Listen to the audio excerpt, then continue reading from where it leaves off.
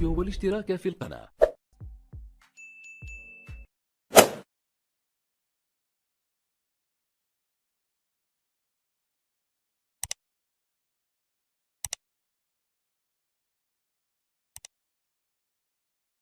مرض نيوكاسل كارثة الغية والمربيين.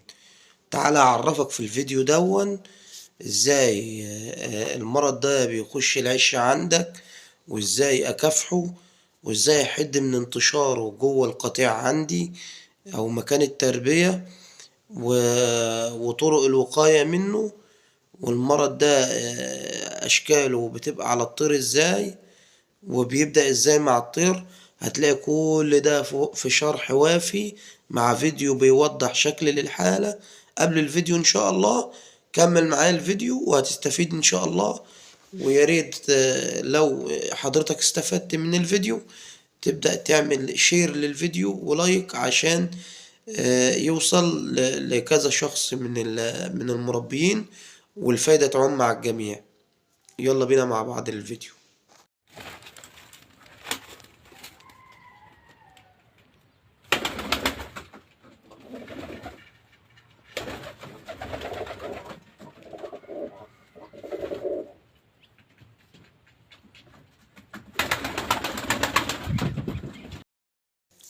السلام عليكم ورحمة الله وبركاته. في الفيديو ده هيكون حديثنا عن مرض متفشي في الوقت ده من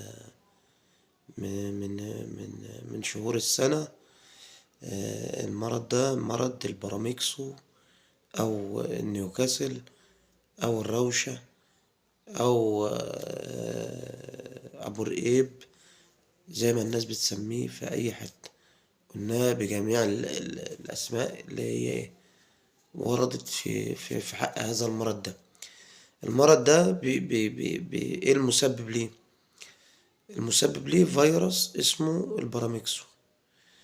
والفيروس ده اول ما ظهر في مدينة نيوكاسل في انجلترا، وعشان خاطر كده اتسمى المرض باسم النيوكاسل.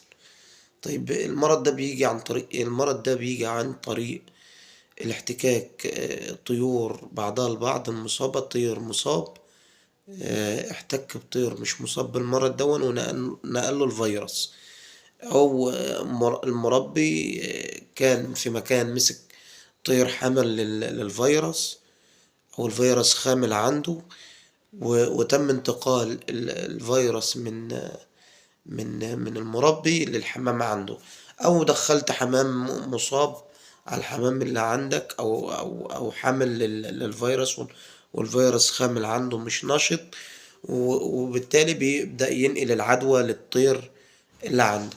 وممكن ينتقل برضو عن طريق المياه الملوثة، او ينتقل عن طريق العلف الايه الملوث اللي جاي من مكان مش موثوق منه ومجهول ايه الهوية بتاعته.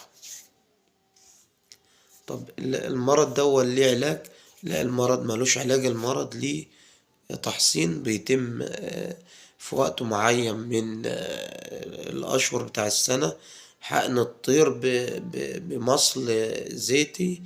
المصل ده بيجي من هيئة المصل واللقاح. بيتم تحصين بيه الطيور، بيتاخد تحت جلد الرقبة حسب إرشادات الطبيب البيطري، وبيكون مفعول ممتد لحد 6 شهور. ده بالنسبة للوقاية من مرض الروشة أو البراميكسو، اللي هو التحصين مش أي حاجة تانية.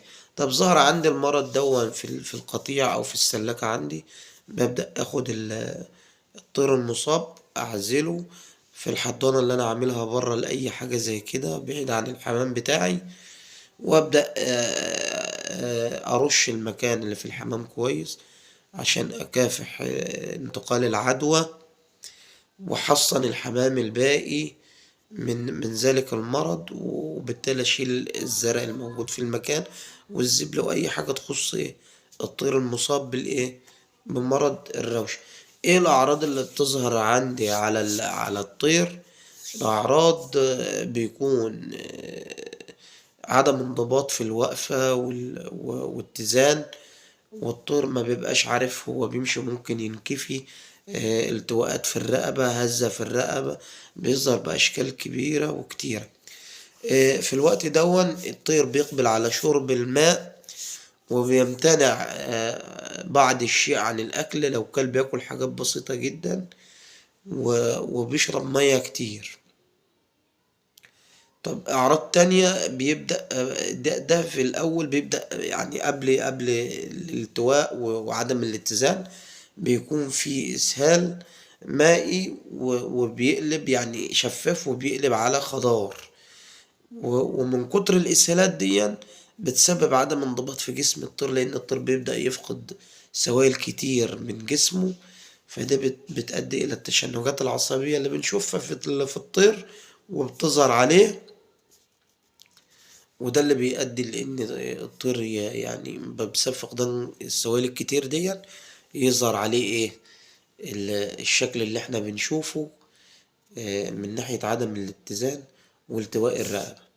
طيب أنا خدت الطير حطيته برا عندي، وبدأت إن أنا أديله في مقويات لجهاز المناعة وفيتامينات عشان يبدأ يقاوم في الفيروس، لأن هو ملوش علاج. وأي حد بيقول كلام إن الفيروس ده ليه علاج، كل اللي احنا بندي مقويات لجهاز المناعة عشان يقدر يقاوم الفيروس. الطير جهاز المناعة بتاعه اتقوى، هيبدأ يستعيد صحته، وهيفضل تأثير الفيروس عليه ثابت على الفرد، بيرجع لحالته الطبيعية خالص.